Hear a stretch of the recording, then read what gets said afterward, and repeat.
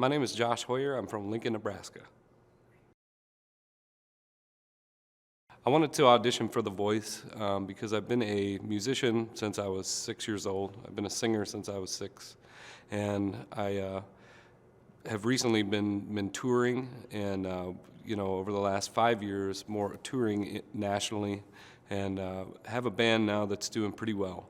But I've been working at this craft for a long time.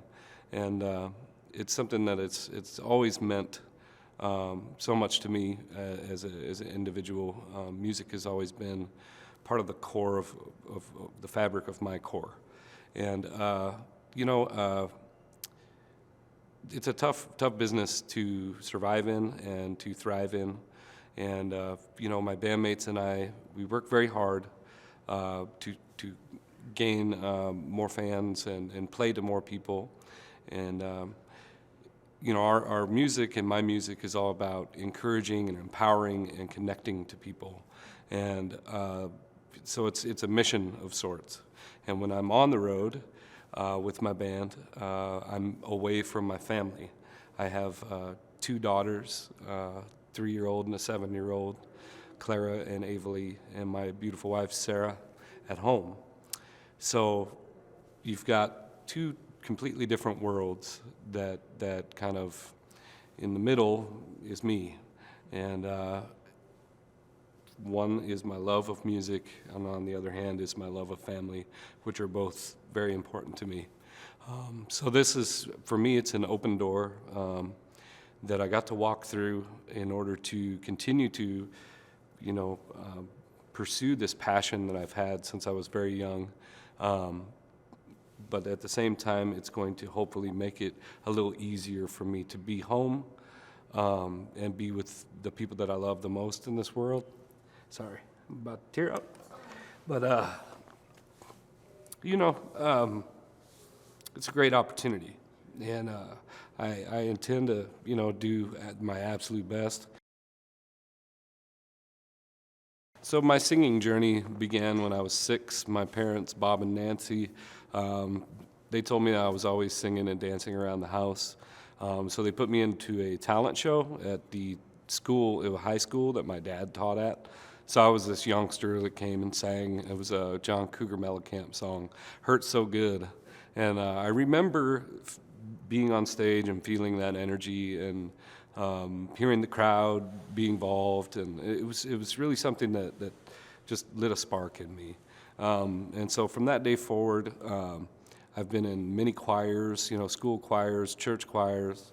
I played instruments all through junior high and high school, played the saxophone. And then after getting out of high school, I picked up piano in order to compose music.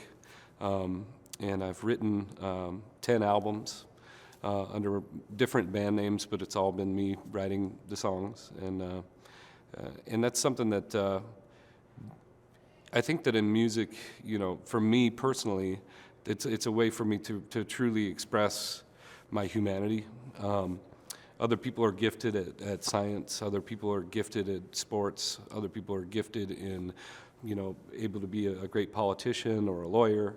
This is my true gift, I believe, as a human, to experience life and then put it back out in the form of music.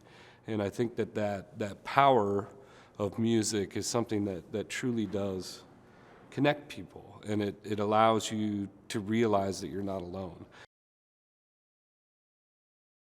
I came out to Los Angeles for the blind auditions, and we were here for about a month before we got to audition. So I hadn't seen my daughters or my wife in a month. And when you take the stage, you look over to the side, and there they are. So that's it was great, like an extra just reason to be motivated and really give all your heart to see them in your corner. And it was a surreal experience. I'm used to playing on bigger stages and smaller stages too, bars, whatever. I've done it all, from big stage to the bar to playing in the corner where nobody listens to you. But it's a different kind of thing going on here. The lighting is pretty crazy, and the crowd's really into it, and it was a whole nother thing, kind of an out-of-body experience at first. And I didn't get a chair to turn right away. I think it was past halfway through the song, and then Gwen turned first, and then Blake shortly after. And I was just thrilled to have the opportunity to keep pursuing this kind of crazy dream that we're in right now. And when they both turned, I wasn't sure which way I would go. Obviously, I was thrilled with both of them, and my oldest daughter, Avalie. She's like, "Go with Blake, go with Blake," and I'm not exactly sure why she likes him for some reason, and I don't know if it's because he's a handsome devil or if she knows his music. I don't know, but anyway, she was pretty excited about it, and in the end, I chose Blake because he seems very genuine to me. Not that Gwen does not, but he just seems real down to earth. He's older gentleman, so am I, and I think that we're gonna have a lot in common. And I'm looking forward to working with him, and I know that we're gonna do some great things together. One of my biggest influences as a singer is my high school choir teacher, Tim Scherer, and I haven't seen him since I was in high school, but and I think he'd be really happy to see how far I've come. But I used to be in show choirs through junior high. That was kind of what I did, and I really enjoyed that and felt part of a team. And he took me out of show choir my junior year of high school and put me into the jazz choir. And at the time I was distraught, but he saw my ability to create. He saw my ability to hear music and not have to follow a script. And he opened up this door for me musically that allowed me to just express raw emotion.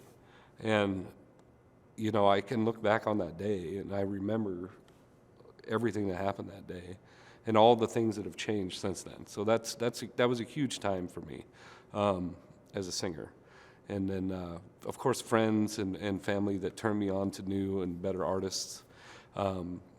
Another guiding light in my singing and musical world is a place called the Zoo Bar in Lincoln, Nebraska. It's a blues club.